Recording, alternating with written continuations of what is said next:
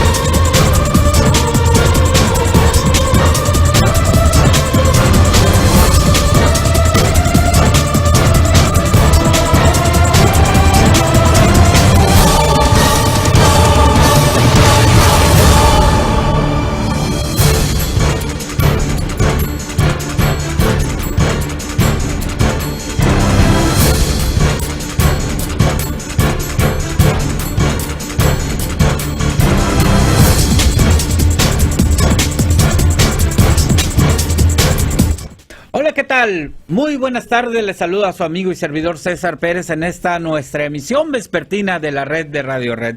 Muy buenas tardes a todos los que nos sintonizan en alguna de las 3 frecuencias del grupo Alica Medios, que en esta tarde y todas las tardes se unen para llevarle lo más importante en noticias, lo último generado en información.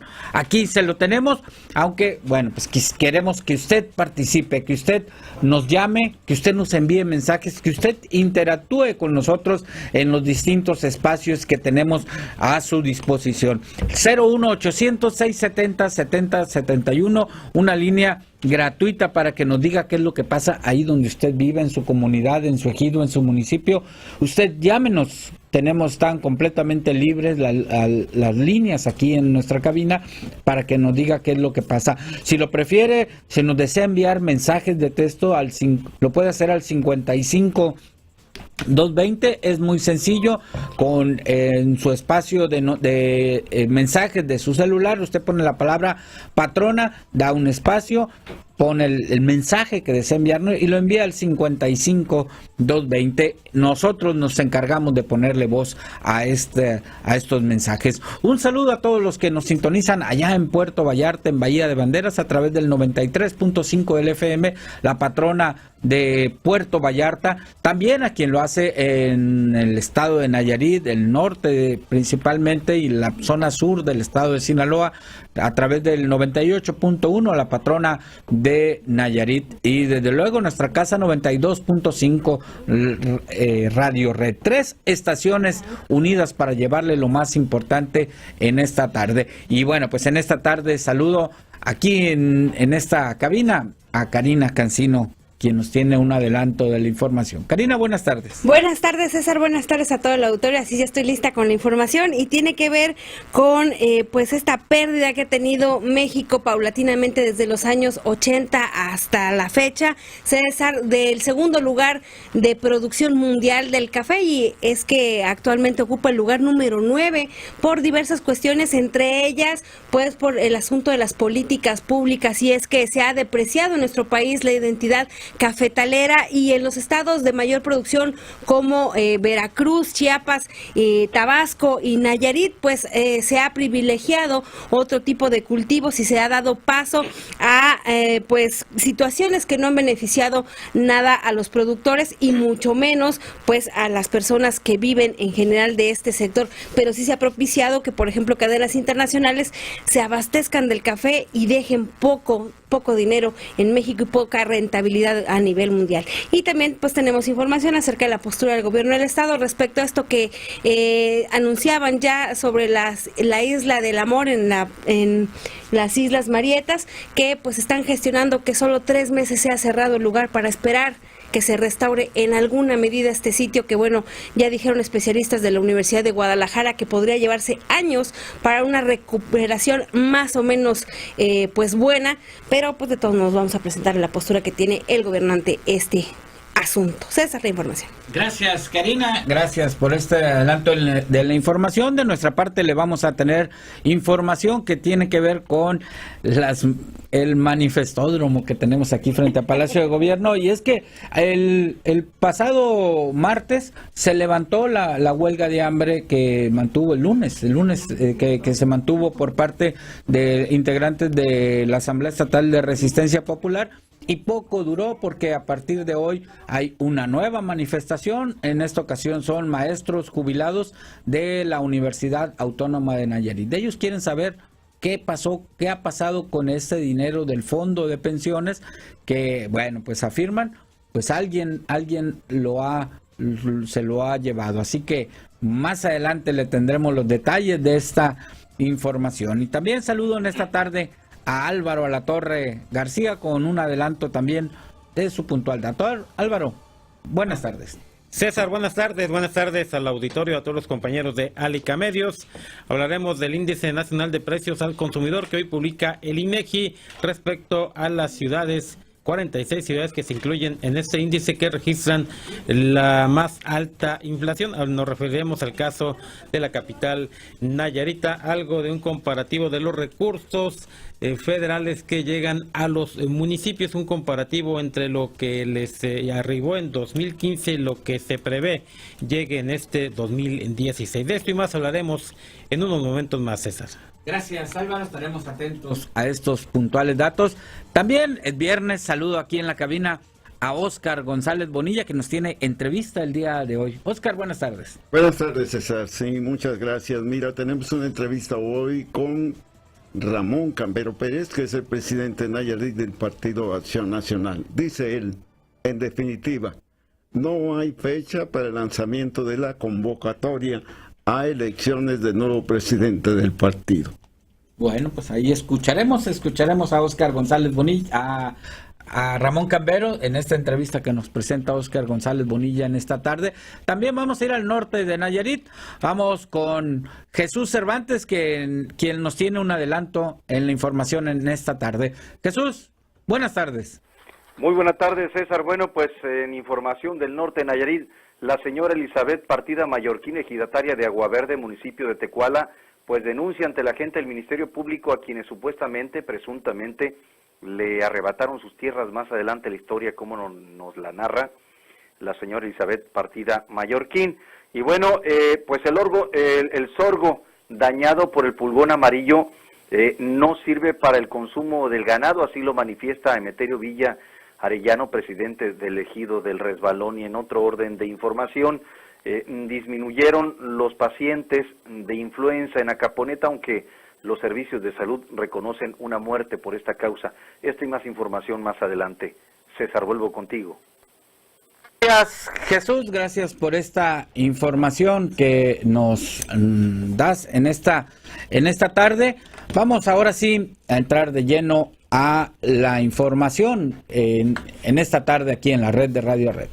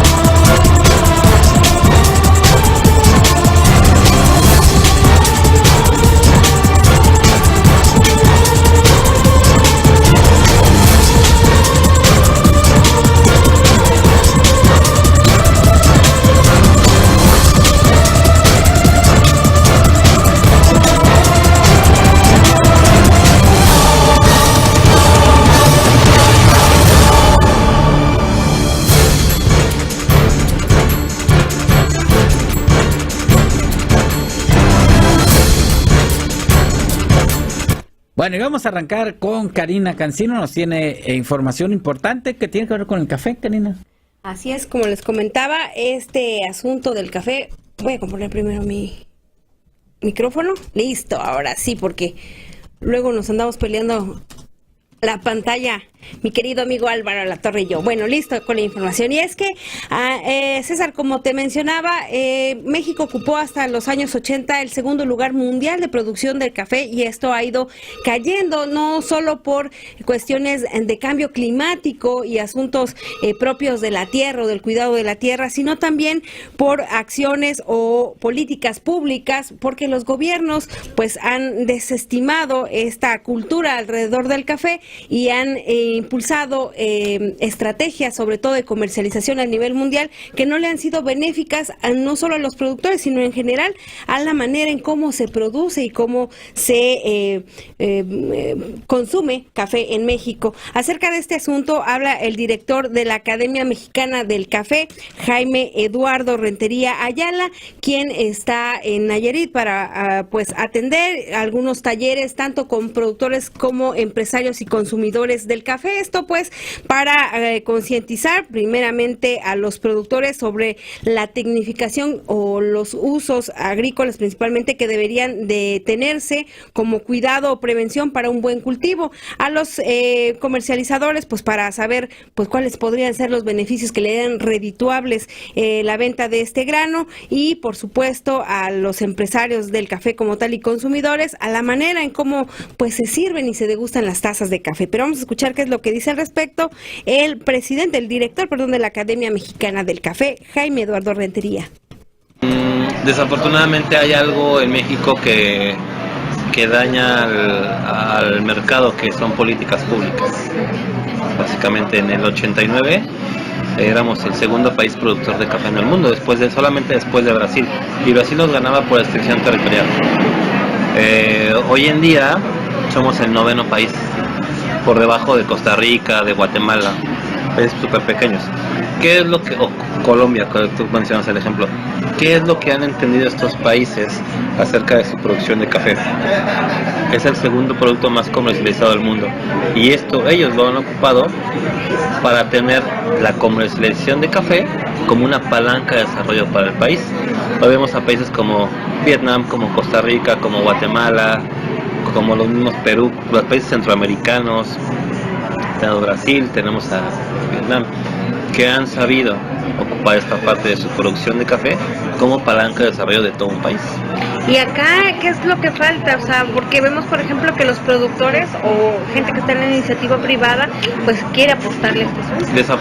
Desafortunadamente y afortunadamente, ¿qué es lo que faltan? Políticas públicas concretas y reales, y también participación de esta idea de tanto de la iniciativa privada como lo somos en este caso nosotros, que nosotros estamos de alguna manera siempre en eventos con esta idea de poder promover la cultura del consumo mexicano del café. ¿Qué es lo que hace falta? Porque los mexicanos siempre decimos información, café. Justamente es una falta de quizás de información un poco, es una falta de Es una falta, pues, de mejorar algunas técnicas y métodos. Y decía, por ejemplo, César Pérez, que pues sí hacía daño, sí causaba insomnio, sí causaba gastritis y algunas cuestiones, siempre y cuando fuera un café mal preparado, un café mal cosechado, y que por ningún motivo un café bien preparado y bien cosechado, pues podría causar alguna de estas cuestiones, y que incluso, dice, científicamente se ha comprobado que tiene muchos beneficios para el ser humano. E hizo una recomendación, dijo que pues las personas que quisieran tomar un buen café, pues primero molieran su café, evitaran los cafés solubles y jamás dejaran hervir el agua en la que iban a preparar su café. Ese fue el consejo primero y básico para tomar una buena taza de café. Y si es Nayarita, pues mejor. César, la información. Bueno, y además Nayarit es el lugar más al norte del Ecuador donde se planta, donde se cosecha tabaco. El lugar más al norte está en el municipio de Rosa Morada, San Juan Corapan. Ahí es el lugar más al norte donde se siembra, se planta tabaco y se cosecha, desde luego. Que bueno, pues luego está en Ruiz, también hay algo de café en la zona esta de El Venado, hacia aquella zona. Es un gran productor de café Nayarit, de los más grandes productores en todo el país. Claro, hay estados como Chiapas, Veracruz, que bueno, pues producen mucho más, pero bueno, Nayarit no se queda atrás y es de muy buena calidad. Así es, incluso ya habíamos traído una nota en la que nos mencionaban especialistas del café, Pablo Escobedo, que tú te acuerdas, que nos decía que el café de Nayarit sirve incluso para mejorar estas variedades de café que se producen tanto en Chiapas como en Veracruz, que tienen de los primeros lugares en nuestro país. Y pues bueno, el que Nayarit en algún momento en los últimos años ha tenido la taza de oro, que es como la distinción más alta que recibe el café en todo el país, pues quiere decir que algo se está haciendo bien en cuanto a las prácticas de cultivo y cosecha, y por supuesto en la preparación o en la extracción. Lo que me llamó la atención, César, es que dice que en esta academia se están realizando investigaciones científicas sobre la extracción del café, esto con la finalidad pues de ofrecer dentro de estas innovaciones que tienen como siempre pues las empresas y sobre todo la industria gastronómica, pues innovaciones en cuanto a la manera de extraer el café puro, el café sabroso y pues que no tenga efectos pues secundarios para quienes los consumen. Mientras tanto, pues ahí está la información, y hizo un llamado a los productores a acercarse a técnicos que igual no fueran necesariamente de los gobiernos, porque dice que las políticas públicas son las que les han complicado la vida,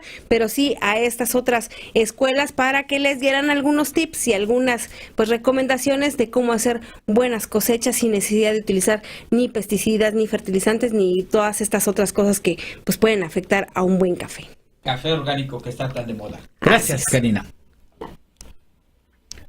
Bueno, vamos a continuar aquí con más información. Ya le dábamos hace unos minutos un adelanto de esta nueva manifestación. En esta ocasión son maestros jubilados de la Universidad Autónoma de Nayarit quienes pues se encuentran ahí frente a Palacio de Gobierno en un plantón para exigir se aclare el destino de cientos de millones de pesos que simple y sencillamente no aparecen del Fondo de Pensiones. En diciembre del 2015 sí se evidenció un problema. 2014 fue en diciembre cuando se evidenció el problema de la falta de recursos en este fondo, que hasta el momento solo ha tenido un administrador. Desde su creación, el administrador designado para este fondo de pensiones fue Juan López Salazar, en ese momento funcionario de la universidad, parte de la administración.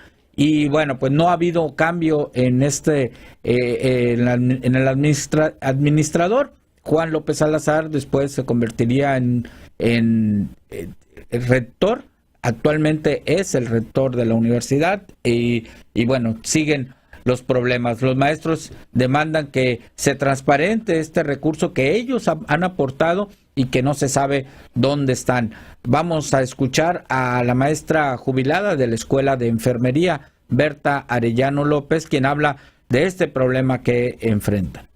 Si nadie dice a dónde van esos dineros, esos cheques, creemos que en alguna parte deben estar por alguien que no los debe tener, porque no vemos que se fortalezca el fondo, no vemos que se incrementen los espacios para los estudiantes, no vemos que mejore la infraestructura, porque sabemos que lo único que ha mejorado en la universidad son los edificios que administra y son negocio del sector.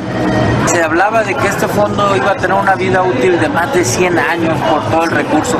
Sí. ¿Qué pasó con este fondo? Lo que pasa que desde su inicio fue roto los compromisos. Lo que estaba convenido se rompió, porque el fondo tenía entre sus clausulados, pues tenía que no se debería incluir a nadie hasta en 10 años. Es decir, que la universidad, a los jubilados que ya tenían la universidad, los tendría que seguir pagando la universidad, no el fondo. O sea, las quincenas. Pero ocurrió que el maestro Castellón dijo se van a pagar todos los que eran jubilados del Instituto de Ciencias y Letras de este tiempo. Entonces se incluyeron y pues naturalmente que lo afectó eso. Y otras maniobras como las que están ocurriendo ahorita, que del fondo se pagan la cláusula 63 a los que no tienen que pedir ningún familiar que ingrese. En este caso, el fondo, además no ha habido la aportación por parte del caso de la rectoría. Mire, no hay claridad ni transparencia en el manejo del fondo. El fondo, desde su creación, ha sido manejado por el contador, Juan. Él ha sido siempre el responsable. Él es el que conoce plenamente cómo está el fondo. Pero nunca los maestros que hemos aportado al fondo tenemos información de en qué se utiliza ese dinero. Bueno, pues ahí está la demanda de estos trabajadores que van a permanecer, dicen ahí, el tiempo que sea necesario para que la universidad aclare esta situación. En este caso, pues la rectoría que les diga qué ha pasado con este fondo de pensiones que pues simple y sencillamente pues no se aclara el destino de cientos de millones que han aportado tanto los maestros como de parte de algunas instancias del gobierno que crearon este fondo con la idea pues de pagarle a los maestros jubilados. Y bueno, pues son problemas desde prácticamente su creación que han venido colapsando este fondo de pensiones de la Universidad Autónoma de Nayarit. Bueno, ahora son la 1:25, vamos a ir al norte de Nayarit, vamos a escuchar la información que se ha generado allá en el norte y lo escucharemos con Jesús Cervantes. Adelante, Jesús. Bueno, en la información que se está generando en los municipios, César, quiero comentarte que la señora Elizabeth Partida Mallorquín, ejidataria de Agua Verde, municipio de Tecuala, está denunciando ante la gente del Ministerio Público a quienes presuntamente le tienen invadidas sus parcelas. Esto es parte de lo que nos comenta la señora Elizabeth Partida Mallorquín.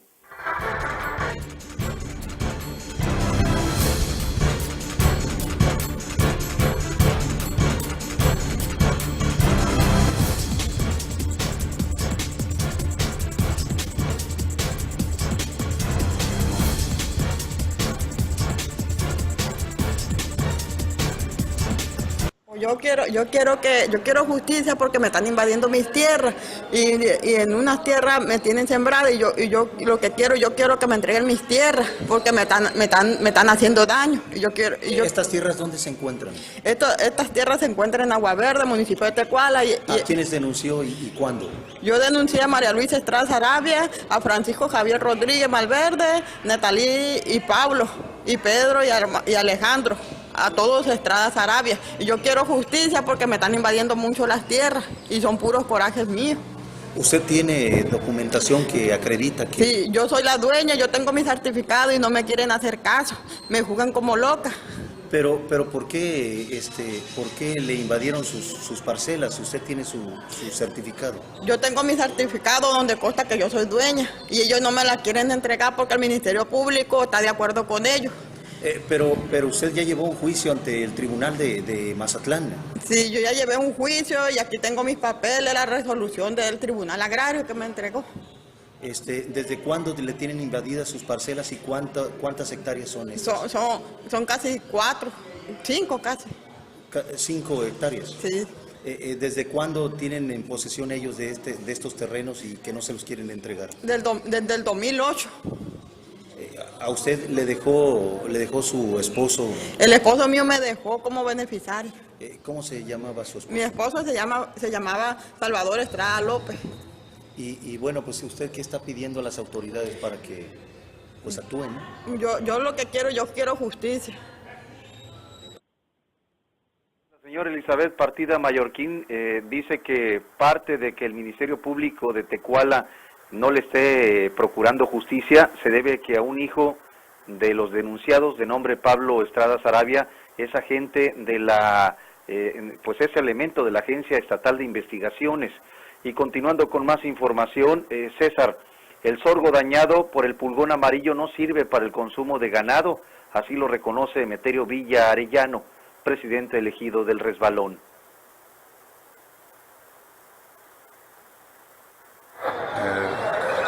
Buenos días, Jesús. Pues principalmente que en el cultivo del sorgo se dio el problema del pulgón amarillo, el cual produjo ya después del corte la fumagina famosa, que no es más que como un tipo de aceite. Por eso los sorgos, cuando los cortas y que tuvieron ese tipo de problemas, se miran aceitosos. Entonces eso provoca que en el ganado la fumagina te cause daños al mismo ganado al consumirla. Por eso se recomienda mejor rastrear esos tipos que estuvieron infectados. Afortunadamente, pues los últimos sorgos que están saliendo, los que se sembraron más tarde, fue muy poco el ataque al pulgón amarillo, y lo podemos ver en la región de Quinichis y para allá del lado de Tecuala, donde todavía se siembra en enero, y ahí hay unos sorgos muy bonitos, e incluso aquí con nosotros, sorgos que todavía no se trillan, están limpios y sanos, y porque se sembraron un poco tarde, aunque las condiciones de suelo no son iguales a las de aquí con nosotros, con Quimichis, pero pensamos que al último fue menos severo que los cultivos que se hicieron, que se infectaron con esta nueva plaga que tenemos aquí en Nayarit, que llegó para quedarse con nosotros. O sea que aparte de que a los campesinos los afecta, también afecta a la ganadería. También afecta a la ganadería, así es, así como tú lo acabas de decir, también afecta a la ganadería, porque ha habido gente que ha metido el ganado a pastear cuando ya fue infectado el sorgo, y ha habido animales que se caen de repente porque se ahogan por el aceite de la fumagina del sorgo. Bueno, y ya para finalizar este segmento informativo, César, disminuyen los pacientes de influenza en Acaponeta, aunque los servicios de salud reconocen que hubo una persona que falleció por esto. Aquí parte de lo que manifiesta el epidemiólogo Octavio Torrero Ramos. Bueno, el problema de influenza que se estuvo dando al fin de la jornada invernal, porque estuvieron dándose a partir de enero, febrero, marzo, pues mira, en realidad la situación que se dio estadísticamente, pues no fue tan grande, por lo menos estadísticamente, no fue tan grande. Estuvieron alrededor de 10 casos sospechosos porque no hubo confirmación. Desgraciadamente tuvimos una defunción asociada a este motivo, pero gracias a los cambios de climatológicos que se empezaron a dar, ya se acabó un poquito el frío, llegó el calor, entonces se modificaron. Se hicieron muchas actividades, también hay mucho, eso hay que decirlo, hicieron muchas actividades preventivas orientadas a limitar en la medida de lo posible la difusión del virus. Parece que fueron efectivas, además de la parte climática, ¿no? que ayudó bastante. Entonces, actualmente ya no tenemos un problema en ese sentido, tenemos el comportamiento normal de las afecciones respiratorias agudas, ¿no? que ya forman lo que se considera habitual. Las características de esta enfermedad al respecto. Bueno, la influenza, la principal característica que tiene sería como una infección respiratoria, pero agudizada, con síntomas de insuficiencia respiratoria, donde la persona tiene dificultad para respirar, se puede complicar con una neumonía, y básicamente eso es lo que ocasiona la muerte. Te menciono, esto ya quedó atrás. Simplemente tenemos infecciones respiratorias y los cuidados generales que tendríamos que darle.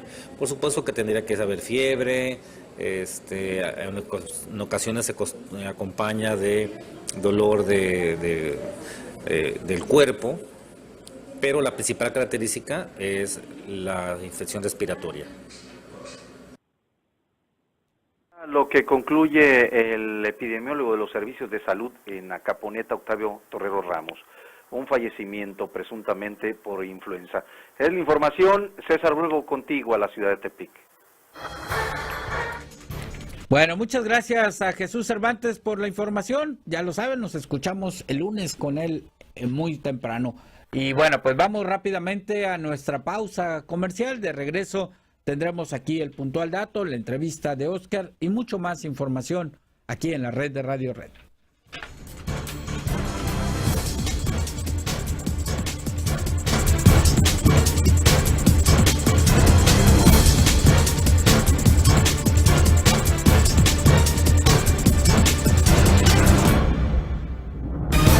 Su llamada es muy importante para nosotros.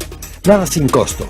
01800-670-7071. La red de Radio Red en Nayarit. Bueno, ya estamos de regreso luego de esta pausa comercial y vamos directamente a escuchar esto aquí en la red de Radio Red. El puntual dato con Álvaro Alatorre García. Pues adelante con tu puntual dato en esta tarde de viernes. César, buenas tardes al auditorio. Bueno, pues para tener una idea de lo que se prevé sean los recortes presupuestales de la Federación hacia las entidades federativas, déjame darte este dato, César, y al auditorio, por supuesto.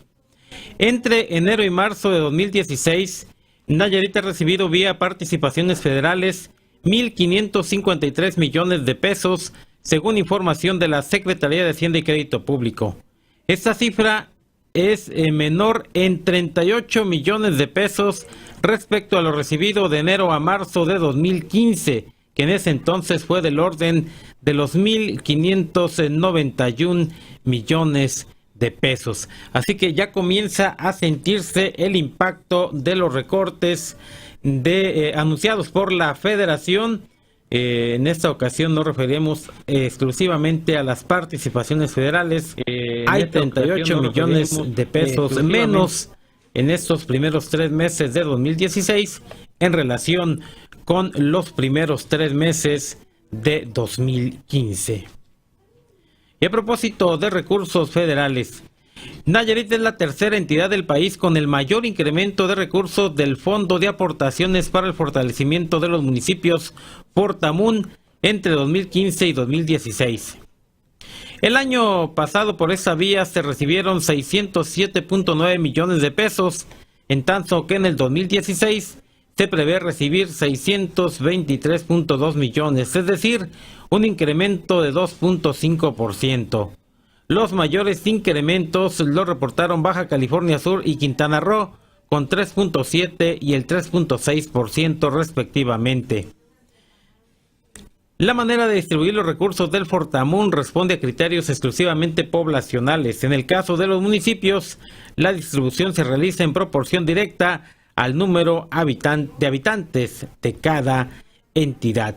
En respecto al Fortamun, el Fondo de Aportaciones para el Fortalecimiento de los Municipios, hay un incremento en nuestra entidad. De hecho, es el tercer incremento más alto de todos los estados de la República Mexicana. En la primera quincena del mes de abril, la inflación en Tepic fue de 2.4% respecto al mismo periodo de 2015, según los resultados del Índice Nacional de Precios al Consumidor. Este es uno de los menores incrementos entre las ciudades que se monitorean en el índice, que incluye el área metropolitana de la Ciudad de México y 45 ciudades más. Respecto de la segunda quincena del mes de marzo, la capital Nayarita en esta primera quincena de abril reportó un decremento de inflación del 0.25%.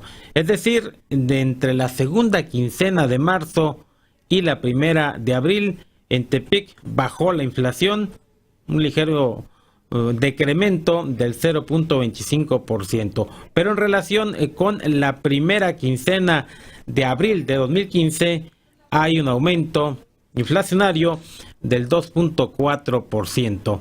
Son las cifras del Índice Nacional de Precios al Consumidor que está manejando el INEGI. Esta información hace todavía muy poco la manejaba exclusivamente el Banco de México.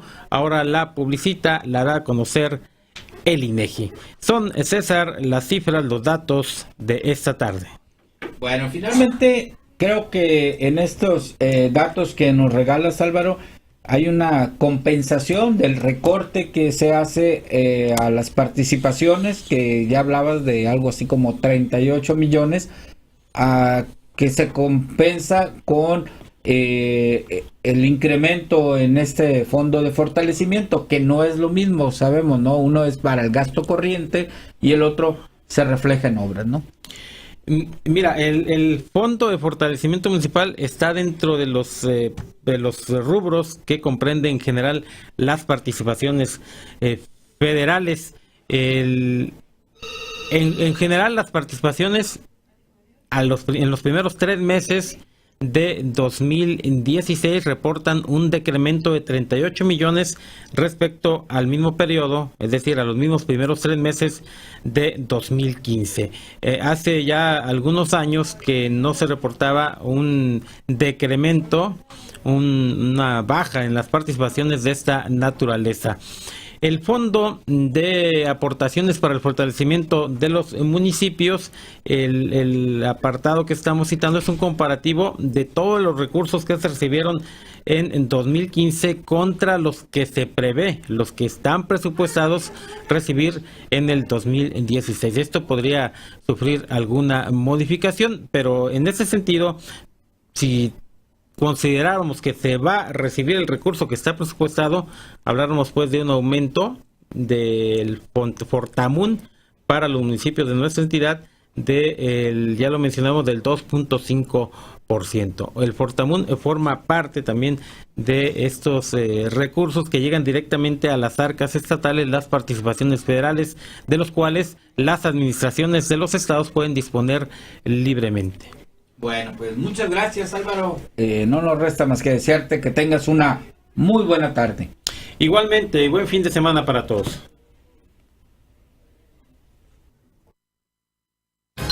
El puntual dato con Álvaro Alatorre García.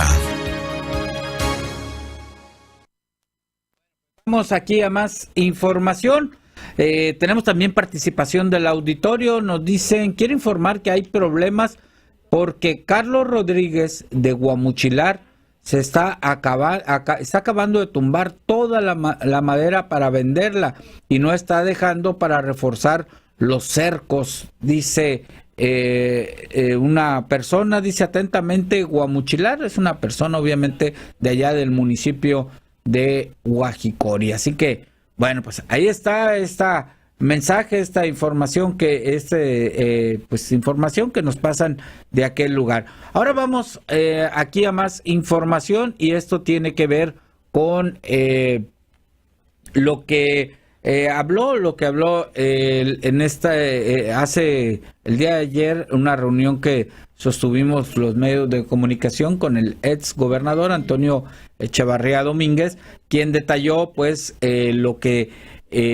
la corrupción ha afectado no nada más al grupo empresarial Alica, sino a todos en general. Vamos a escuchar esta plática con don Antonio Echevarría Domínguez.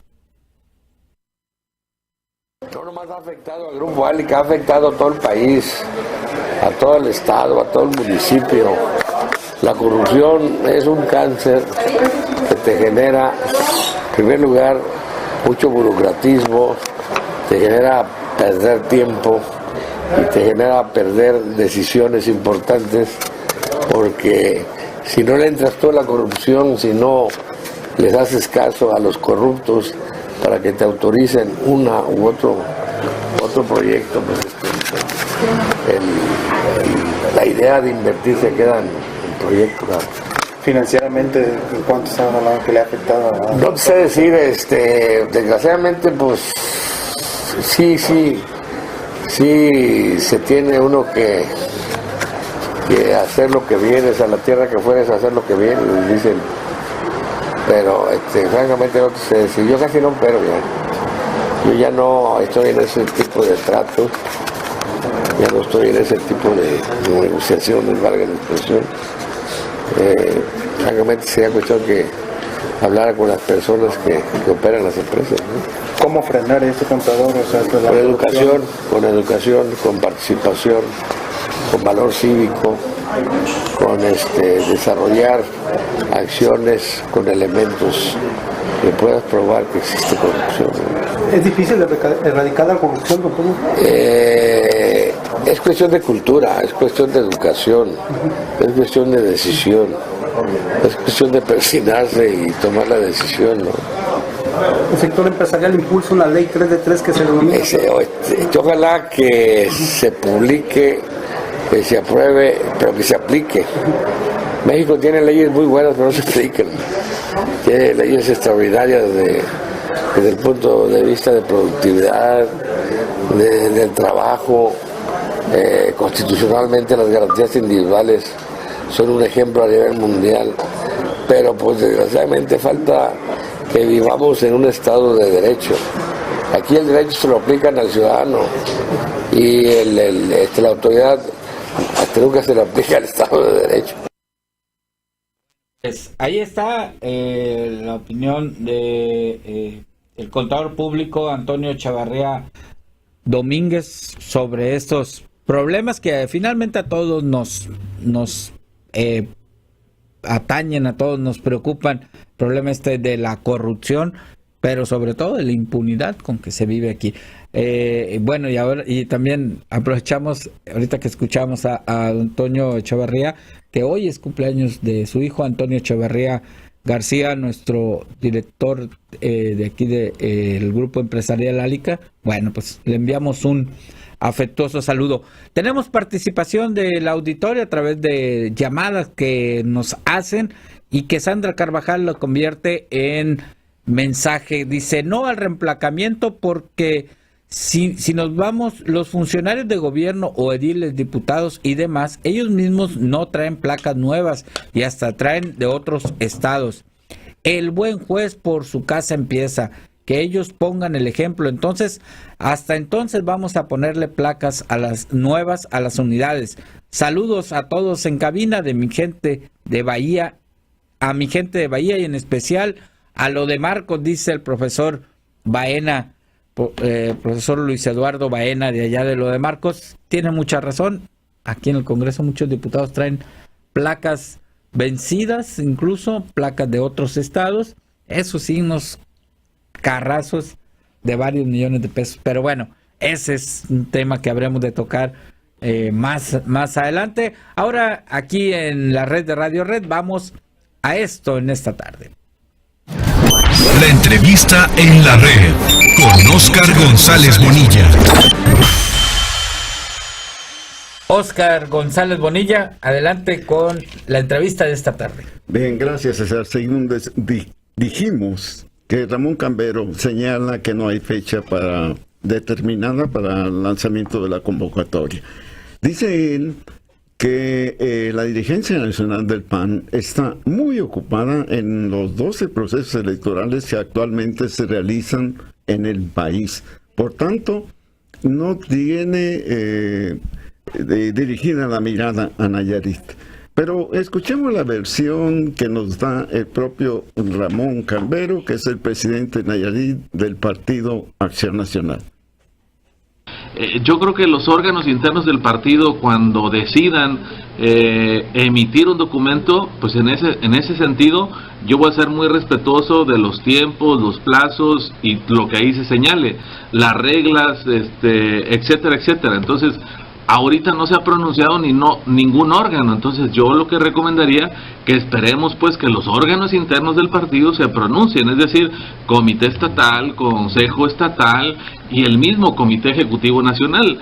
A lo mejor habría que decir que desafortunadamente para los que tienen una aspiración legítima y que yo respeto mucho, por supuesto, y que yo estoy seguro que cualquiera de los que resulte ganador en la contienda interna va a hacer un extraordinario trabajo, porque yo creo que el PAN está llamado a gobernar este estado en el 2017, pero yo lo que te puedo decir que desafortunadamente se atravesaron los procesos electorales a nivel nacional. El PAN tiene 12 renovaciones de gubernatura en 12 entidades federativas, es decir, hay 12 campañas ahorita transcurriendo, desarrollándose con todo lo que significa una campaña. Entonces el Comité Ejecutivo Nacional ahorita tiene una prioridad ¿cuál es la prioridad? Que al PAN le vaya bien en esos procesos electorales.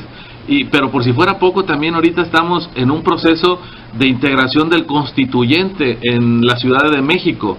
Es decir, con este sentido, pues, donde prácticamente se creará el estado número 32 y pasarán las delegaciones a ser municipios, se va a conformar un constituyente y también se va a someter a votación en el mes de junio, igual que el resto de los procesos electorales. Entonces el PAN ahorita a nivel nacional tiene mucho trabajo, tiene muchas cosas en que estar pensando, y por supuesto que esa es una dificultad para ellos, correr procesos internos, porque significa también enviar un delegado, tener a alguien aquí de manera permanente para darle seguimiento a un proceso electoral. Entonces yo creo que es cuestión de tiempo, y esperemos pues que yo creo que en ese sentido tengamos esa paciencia necesaria también en un partido democrático como es el PAN. Bueno, pues señala que el Comité Nacional tiene prioridades y por tanto se aleja un tanto de los procesos internos para renovar dirigencias estatales. Ramón Camberos dice que no quiere adelantar vísperas porque no tiene la certeza de nada. Dice que él se someterá a la decisión del Comité Ejecutivo Nacional, ya que sigue en un acuerdo con la dirigencia estatal para el lanzamiento de la convocatoria, pero no hay nada en definitiva. Bueno, pues es un asunto interno y muy interno de ellos. Ellos lo van a resolver, lo dijo en alguna ocasión, cuando las condiciones se den y bueno, no en presión de alguno de los aspirantes, ¿no? Yo tengo la idea de que tendrán que realizar el cambio de dirigencia estatal por la premura del proceso electoral de 2017. Es decir, podría comenzar en enero próximo, que es cuando se calcula lanzará el Congreso del Estado la convocatoria a elecciones constitucionales. Entonces creo que deben tener antes su dirigente estatal para que organice pues el proceso electoral en puerta. Bueno, muchas gracias, Oscar. Tenías una información antes de despedirnos, ¿no? Señalaba que el ganador de los Juegos Florales en Santiago Escuintla fue Carlos Alberto Martínez Plata. Es un nayarita, pero radicado en la Ciudad de México. Ganó con una obra, no me recuerdo su título, pero él fue Carlos Alberto Martínez Plata, que estará seguramente presente en el acto de coronación y de premiación el domingo 24 en Santiago. Este domingo, sí. Este domingo. Bueno, pues gracias, Oscar, por esta información y por esta entrevista que nos presentaste en esta tarde. Muchas gracias. Gracias a ti, César, y sobre todo a usted que nos escucha. La entrevista en la red con Oscar González Bonilla. Bueno, justo las 2 de la tarde. Karina, no te despido porque te quedas en contrapunto. Así es, hoy vamos a tener un tema particular que es acerca del arte chaquirado, de la chaquira wixárika o huichol, y pues el impacto que ha tenido a nivel mundial este arte popular, y vamos a tener yo creo que uno de los más reconocidos exponentes de este trabajo a nivel mundial, el maestro Álvaro Ortiz Puguari, quien participó en la confección de lo que fue el bochol y que le dio vuelta al mundo este proyecto que pues inicialmente habían dicho estaba auspiciado por la Fundación Henry Ford para apoyar a algunas casas de artesanía y crear pues ciertos apoyos a estos grupos. No sé qué sucedió con esta aparente subasta, y que también formó parte de la confección del pianol que se encuentra actualmente, tengo entendido, en Casa de Gobierno aquí en Nayarit. Y bueno, que ha hecho una serie de trabajos que han dado mucho que hablar. Hizo recientemente el enchaquirado de algunas máscaras de personajes como la película Star Wars, que pues llama la atención porque a pesar de que él pues dice no conoce esta saga, sí es importante o ha destacado el choque de cultura que parece entre lo occidental y lo wixárika, lo huichol, y esto es bastante interesante. Vamos a platicar con él acerca de este asunto, también con el maestro Francisco Samaniega. Con él vamos a hablar también acerca de estas expresiones en su calidad de arqueólogo, y vamos a platicar también con un músico chileno quien está buscando que estos cantos rituales de la sierra y sobre todo de algunas obras que tiene el maestro Puguari pues sean representadas en el mundo, que estas obras musicales, estas piezas se transformen a piezas interpretadas con orquestas filarmónicas ahí en Chile. Bueno, pues yo quiero confesar que los fines de semana, sábados y domingo, me pongo una pulsera de Shakira que tengo. ¿Por qué los fines de semana, nada más? Porque está muy colorida, está muy bonita, me gusta como para fin de semana, para ir a la playa. Y siempre la uso, de repente me gusta usarla, esa Shakira. En la semana uso un rosario en la mano. No, ahorita traigo un rosario. No, la verdad que sí, y me gusta mucho a mí el arte huichol. Cuando tengo oportunidad de visitar a familiares, siempre llevo alguna artesanía de aquí, algo representativo, ¿no? Y bueno, me gusta llevarlo. Ya nos vamos. Porque ya Sandra nos está apurando. Y recordarles, antes nada más de despedirnos, le queremos recordar que este domingo a las 9 de la mañana en el Casino Astoria, en la cabecera municipal de Acaponeta, se va a realizar el encuentro, un encuentro con Pavel Jarero y Antonio Echevarría García. Acuerdo por Nayarit, lo van a llevar, se va a presentar ahí, así que pues está la invitación para si usted desea asistir, escuchar de qué se trata este Acuerdo por Nayarit. Es el mejor momento el domingo a las 9 de la mañana en la Astoria Club de ahí de la cabecera municipal. Usted sabe dónde está este lugar, en pleno centro de Acaponeta, así que no tenemos por qué darle el domicilio exacto, usted lo conoce, así que ahí nos vemos este domingo. Que tengan una muy buena tarde y muy buen provecho. A nombre de Arturo Guerrero, de Sandra Carvajal, su servidor César Pérez le desea que tenga un buen fin de semana. Hasta el lunes.